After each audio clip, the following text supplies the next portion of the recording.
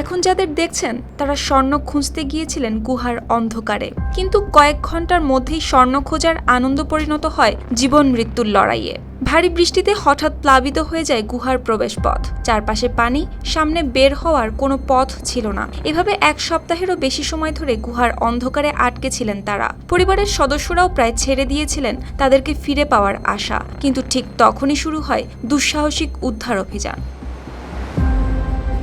সংবাদ মাধ্যম এপি ও রয়টার্সের প্রতিবেদন জানায়, দক্ষিণ পূর্ব এশিয়ার দেশ লাওসের জায়সম্বুন প্রদেশের একটি দুর্গম পাহাড়ি এলাকায় ঘটে এই ঘটনা। গেল ১৯ মে ৮ জন গ্রামবাসী বন্যপ্রাণী শিকার এবং স্বর্ণের খোঁজে প্রবেশ করেছিলেন ওই গুহায়, কিন্তু প্রবল বর্ষণের কারণে খুব দ্রুত গুহার ভেতরে পানি ঢুকে বন্ধ হয়ে যায় তাদের বের হওয়ার পথ। তবে সৌভাগ্যক্রমে দলের একজন সদস্য কোনোভাবে গুহা থেকে বেরিয়ে এসে স্থানীয় কর্তৃপক্ষকে খবর দিতে সক্ষম হন। এরপর ২০ থেকে ২১ মে নাগাদ শুরু হয় উদ্ধার অভিযান।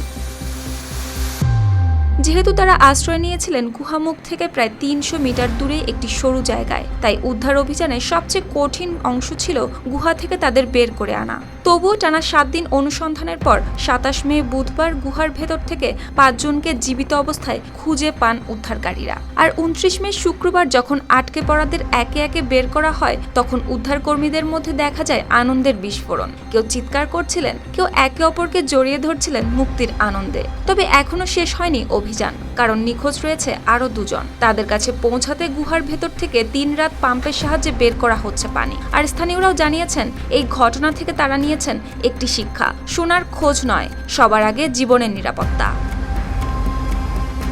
সুপ্তি রায়, RTV।